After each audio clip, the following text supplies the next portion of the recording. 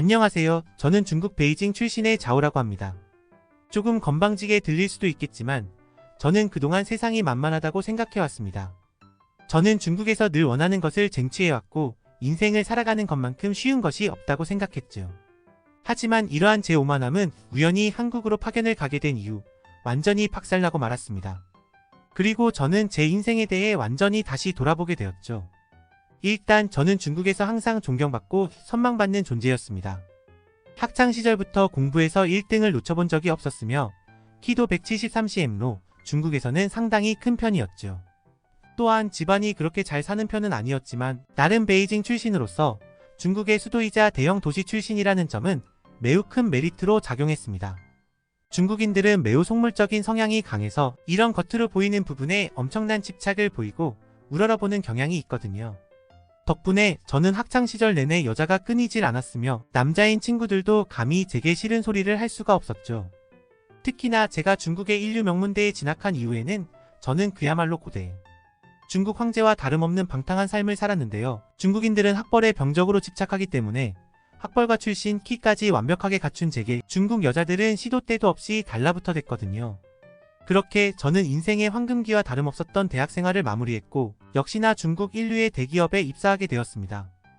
그런데 어느 순간부터는 이러한 인기가 매우 귀찮아지기 시작하더군요. 저는 엘리트 코스를 밟아온 중국 최고의 인재라고 할 수 있지만 그래봤자 월급은 160만 원가량에 중국에는 결혼 지참금 문화까지 있어서 숨도 안 쉬고 돈을 모아야만 겨우 결혼을 할 수 있을까 말까였거든요. 이런 처참한 객관적인 상황을 파악한 이후 저는 알 수 없는 허무감에 사로잡히고 맙니다. 저 같은 먹이사슬 꼭대기에 있는 사람도 빠듯하게 생활하는데 제 월급에 13도 못 버는 평범한 중국인들은 대체 어떻게 살까 하는 생각이 들면서 언론에서 비추는 중국의 위대함이 진짜는 맞을까 하는 의구심이 들었거든요. 그리고 이렇게 돈에 대한 소중함을 느끼니 뭔가 중국 여자와는 결혼을 하고 싶지 않다는 생각까지 들게 됩니다. 저는 거의 평생을 안 쓰고 모아야 겨우 결혼 지참금 5천만 원을 모을 수 있을 텐데 그런 막대한 돈을 쓰고 못생긴 중국 여자와 결혼을 해야 한다니 이건 합리적인 선택이 아닌 것처럼 보였거든요. 그러다 제게 아주 좋은 기회가 찾아오게 됩니다. 그건 바로 회사에서 제게 제안한 한국으로의 파견 업무였는데요. 사실 제 진정한 이상형은 한국 여자였기에 이건 일적으로도 배우자를 찾기에도 매우 좋은 기회라는 생각이 들었습니다. 한국 여자들은 얼굴도 하얗고 다리도 길고 특히나 중국 여자와는 달리 억척스러움도 없다고 들었는데요. 특히나 한국 여자는 중국 여자와는 달리 매우 예쁜 외모를 가지고 있음에도 한국에는 결혼 지참금 문화가 없으니 저는 분명 좋은 한국인 배우자를 만날 수 있을 거라고 생각했습니다. 왜냐하면 한국 여자들도 저 같은 어디 하나 빼놓을 데 없는 엘리트를 좋아할 것이 분명하고 중국은 한국과는 비교도 안 되는 강대국이기에 그에 따른 프리미엄이 있을 거라고 생각했거든요. 특히나 제가 중국의 언론이나 각종 SNS에서 본 자료들에서는 한국인들은 중국을 존경하고 중국어만 들으면 괜히 중국어를 배우고 싶은 마음에 말이라도 한 번 더 거는 사람들이라고 했는데요. 또한 한국인들은 너무 가난해서 식사를 할 때도 반찬 12개로 때우고 거리에는 노숙자들이 즐비해 있다고 들었기에 아무래도 그러한 가난한 생활로 삶을 연명하던 한국 여자들은 중국의 엘리트 출신인 저를 보고 깜빡 죽을 게 분명했죠. 하지만 제가 평소에 존경하던 회사 선임은 이런 제 생각을 비웃을 뿐이더라고요. 자오, 그런 생각으로 한국 파견을 가는 거라면 나는 네가 중국에 남는 게 좋을 것 같아요. 나도 한국 파견에 다녀온 적이 있는데 한국은 네가 중국에서 본 정보와는 완전히 다른 나라거든. 특히나 중국에서 받는 월급으로 한국에서 생활한다는 건 정말 지옥과도 같은 일일 거야. 저는 지금 선임이 저를 질투한다고 생각했습니다. 저는 중국에서의 한 달 생활비로 한국에서 1년은 거뜬히 살 수 있다는 내용의 동영상을 본 적도 있기에 아직도 노총각인 선임이 한국 여자들의 사람을 듬뿍 받을 예정인 저를 보고 배 아파서 그런 말을 한 거라고 생각할 뿐이었죠. 그래서 저는 그의 말을 가뿐히 무시한 채 한국행 비행기에 몸을 실었습니다. 역시나 한국 여자들은 매우 아름다웠어요. 중국 여자들처럼 촌스럽지도 않았고 그들에게선 알 수 없는 고급스러운 분위기가 맴돌았죠. 하지만 문제는 한국 남자들이었습니다. 도대체 이 사람들은 동양인이 맞긴 한 건지 저보다 키가 2뼘 이상 큰 사람들도 많았고 웬만해서는 저보다 키가 컸거든요. 그리고 체격도 동양인의 범주를 넘어선 것처럼 보일 정도로 매우 다부졌고 외모에서도 세련된 느낌이 가득했죠. 어떻게 같은 아시아 사람이고 지리적으로도 매우 인접한 나라의 사람들임에도 겉모습에서 이렇게나 큰 차이를 보일 수 있단 말인가요? 아무리 중국인들 사이에서 미남으로 통했던 저였지만 공무원, 한국 남자들 앞에서 저는 그저 난쟁이의 추남일 뿐이었습니다. 그러나 저는 기죽지 않았습니다. 왜냐하면 제겐 가난한 한국 남자들에게는 없는 금전적인 여유가 있었고 한국 여자들은 전부 돈 많은 제게 넘어올 거라고 생각했거든요. 하지만 저는 한국에서의 첫걸음부터 전혀 예상치도 못한 충격적인 경험을 하게 되었죠. 바로 제가 지나가는 한국 여성에게 추파를 던지기 위해 중국어를 사용하며 길을 물어봤을 때의 일이었는데요. 분명 중국의 공영방송에서는 한국인들은 중국어를 숭배하고 배우고 싶어 안달이라고 했지만 이 한국 여성은 중국어를 듣자마자 인상을 잔뜩 찌푸리는 거 아니겠어요. 그러고는 영어를 구사하며 한국에서 중국어를 알아듣는 사람은 없으니 무례하게 굴지 말라고 하더라고요. 처음에 저는 그저 이 여성이 유난을 떤다고 생각했습니다. 그래서 다른 한국인 여자들에게도 중국어로 말을 걸어봤죠. 그러나 이들의 반응은 한결같았고 곧 한국에서는 한국어나 영어를 사용해야 한다는 것을 깨닫게 되었습니다. 분명 중국 언론에서는 중국어는 세계 공용어이며 영어보다도 파워가 강한 언어라고 말했지만 이건 새빨간 거짓말이었던 거죠. 그렇게 저는 번역 앱을 사용하며 겨우겨우 숙소 근처의 골목시장에 도착할 수 있었습니다. 그리고 저는 이곳에서 또 다른 충격을 받게 되었죠. 분명 위생이 형편없을 거라고 생각했던 길거리. 가게들은 정말 중국의 호텔 식당에서나 볼 법한 극한의 청결을 보여주고 있었거든요. 이곳의 상인들은 하나같이 위생 장갑을 낀 채로 음식 만진 손으로 돈을 만질 수는 없다며 별도의 돈통의 요금을 지불하라고 했는데요. 심지어 이 돈통 옆에는 거스름돈 통까지 구비되어 있어서 손님이 직접 거스름돈을 거슬러 갈 수 있게 해놓았더라고요. 아니, 어떻게 한국인들은 불특정 다수에게 함부로 돈을 노출해 놓는단 말인가. 중국이라면 3초 만에 거스름돈통과 돈통을 모두 도난당하고 말 것이 분명하고 대부분의 중국인들은 거스름돈을 터무니없이 많이 가져갈 게 뻔하기에 저는 한국의 이러한 신뢰의 분위기에 정말 화들짝 놀랄 수밖에 없었습니다. 심지어 제 옆에서 음식을 먹던 한국인 남성은 외국 돈이라 어찌할 바를 모르고 있는 저를 위해 유창한 영어를 구사하며 거스름돈을 가져가는 것을 도와주기까지 했는데요. 대부분의 중국인들은 남에게 대가 없이 도움을 베풀지도 않을 뿐더러 심지어 기본적인 수준의 영어 실력을 갖추고 있는 중국인들조차 정말 손에 꼽힐 정도로 드물기에 저는 한국인들의 훌륭한 성품과 교육 수준에 충격을 받고 말았습니다. 한국은 중국에 비하면 모든 면에서 아래라고 하더니 직접 경험해본 한국은 그와는 정반대였거든요. 그렇게 저는 그저 얼굴이 새빨개진 채 땡큐를 외칠 뿐이었죠. 또한 한국은 아무리 허름하고 영세한 식당일지라도 최소한의 위생은 유지하고 있었는데요.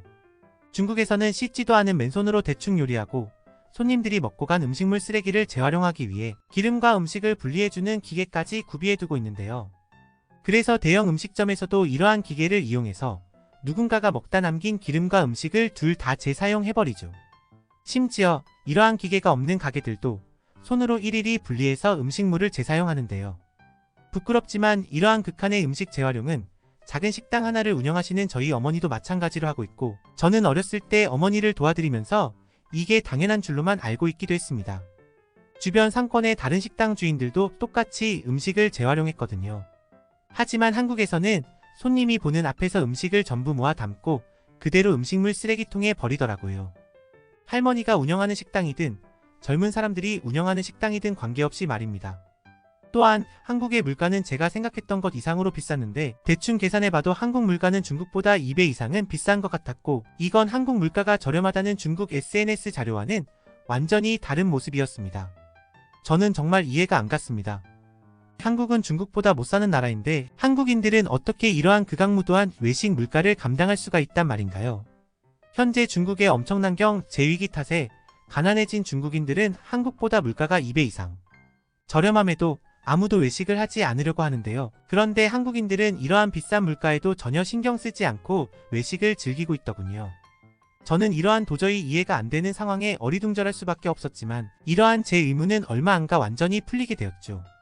일단 저는 다음날 한국 회사 사무실로 향했는데 감사하게도 한국인들은 저를 위해 회식을 열어주더라고요. 그들은 하나같이 유창한 영어를 구사했기에 저희는 어느 정도의 의사소통을 할 수 있었죠. 그런데 한국인 여자 직원들이 어찌나 예쁘던지 저는 술도 마셨겠다. 갑자기 알 수 없는 자신감이 솟아오르며 제 자랑을 하기 시작했습니다. 저는 베이징 출신이며 중국 최고의 대학교를 졸업한 뒤 인류 대기업에서 일하고 있는 엘리트라고 말하며 목에 잔뜩 힘을 줬습니다. 사실 이 정도만 말해도 중국 여자들은 저와 말 한마디라도 더 나누고 싶어서 달라붙곤 했는데 한국 여자들은 제 자람에 헛웃음을 지를 뿐이더군요. 저는 이러한 처음 겪어보는 상황에 매우 당황스러운 감정을 느꼈습니다. 그래서 저도 모르게 무리수를 던지고 말았죠. 한국에 와보니 물가가 상당히 비싸더라고요. 아무래도 가난한 한국인들이 이 정도의 높은 물가를 감당하기는 무리겠죠. 저는 중국 최고의 엘리트답게 월급 160만 원을 수령하고 있고 이건 중국에서 상위 1%의 임금 수준입니다. 이 정도면 제 여자만큼은 평생을 굶기지 않을 수 있겠죠.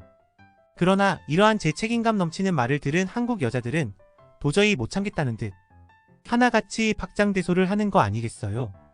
저는 이러한 처음 겪어보는 상황에 얼이 빠지고 말았습니다. 물론 제가 잘생기고 키도 큰 한국 남자들에게 외적인 조건이 밀리는 건 인정하지만 저는 그래도 여자들은 기본적으로 능력 있고 돈 많은 남자를 좋아한다고 믿고 있었거든요. 그런데 이런 황당한 감정도 잠시 제가 가장 마음에 들었던 한국인 여자 사원이 이내 충격적인 말을 해오더군요. 이봐요 자오씨, 자신감은 좋은데 누가 누굴 보고 가난하다고 하는 건지 모르겠네요. 저만 해도 당신의 월급보다 2배는 많이 받고 있거든요. 한국인들은 아르바이트만 해도 당신의 월급보다는 많이 벌 수 있고 당신은 중국에서 1%지 한국에서 1%가 아니라는 사실을 알아둬야 할 것 같네요. 저는 그녀의 말을 듣고 큰 충격에 빠지고 말았습니다. 그저 평범해 보이는 그녀가 저보다 2배나 많은 월급을 받고 있다니 이건 도저히 말이 안 됐거든요. 하지만 그렇게 한국에 통제되지 않은 인터넷을 뒤져본 결과 한국은 정말 최저시급 자체만으로 중국의 웬만한 대기업 회사원 월급보다 많이 벌 수 있었고 저는 이러한 뜻밖의 정보에 그저 넋이 나가버리고 말았습니다. 중국의 검열된 정보만을 접하다 보니 저는 한국에 대해 완전히 잘 못 생각하고 있던 거였거든요. 그렇게 저는 한국에서 한 달 정도를 살게 되었고 아무리 중국에서 날고 기는 사람이더라도 한국에서는 별 볼일 없는 수준이라는 것을 느끼고 한강대로 일길서빙고 절망에 빠지고 말았습니다. 그리고 일단 임금에서부터 완전히 밀린 저는 한강대로 일길서빙고를 한국 남자들에 비해 나은 점이 단 하나도 없어서 한국 여자들과 말 한마디도 섞을 수가 없었는데요. 또한 한국 물가는 제 월급에 비해 너무나도 높아서 돈도 하나도 못 모으고 말았지요. 심지어 생활비 중 가장 큰 부분을 차지하는 주거비용은 회사 측에서 지원해 줌에도 저는 한국에서도 중국에서처럼 생활하다 보니 돈이 하나도 남지 않아 버렸습니다. 아무래도 여자 없는 삶이 익숙지 않았던 저였기에 저는 한국 여자를 만날 능력은 안 되니 한국에 살고 있는 중국 여자라도 만나야겠다고 다짐했는데요. 그래서 집 앞에서 편의점 아르바이트생으로 일하고 있는 중국 여자에게 말을 걸어봤습니다. 그녀는 못생기고 키도 작아서 제 스타일은 전혀 아니었지만 그래도 저는 한국에 있는 동안 가볍게 만나다가 내팽개치고 중국으로 돌아갈 생각이었죠. 그러나 그녀는 중국 여자였음에도 도저히 제 자람과 허세가 통하지 않았습니다. 오히려 그녀는 남자가 그것밖에 못 버냐며 비웃기까지 했죠. 그녀는 자신은 한국에서 편의점 아르바이트를 하며 200만 원이 넘는 월급을 받고 있다며 남자라면 당연히 자신보다 월급도 많고 돈도 많이 모아놔서 친정에 결혼 지참금을 보내야 하는 거 아니냐며 조롱했는데요. 그러면서도 자신은 잘생기고 키도 크고 다정하고 돈도 많은 한국 남자가 더 좋다며 중국 남자에겐 이제 관심도 없다며 저를 강제로 내쫓기까지 하더라고요.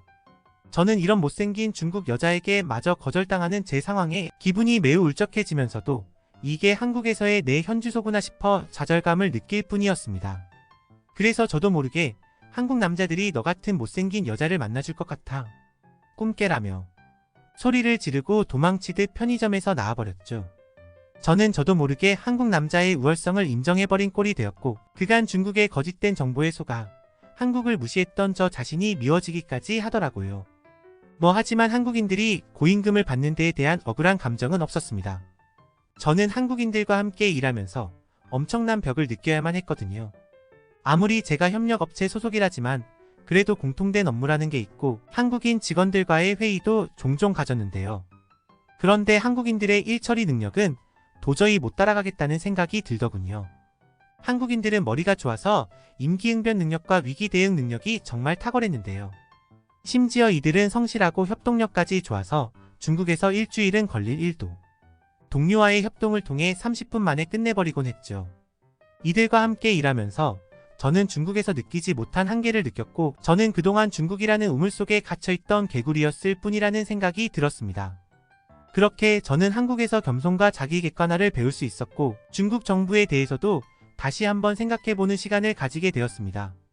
왜곡된 정보만을 믿고 후진국이라고 생각했던 한국은 중국보다도 훨씬 선진국이자 놀라운 효율성으로 돌아가고 있는 나라였고, 아무래도 중국이 한국을 따라잡기까지는 30년은 이르다는 생각까지 들었죠. 물론 저 또한 이번 생에 한국 여자는 절대로 만나지 못할 거라는 확신에 가까운 감정을 느꼈고, 곧 돌아가게 될 중국에서 겸손한 생활을 하려고 마음먹은 상태입니다. 듣기 주셔서 감사합니다. 오늘의 영상은 이게 전부입니다. 모두가 건강하길 바랍니다.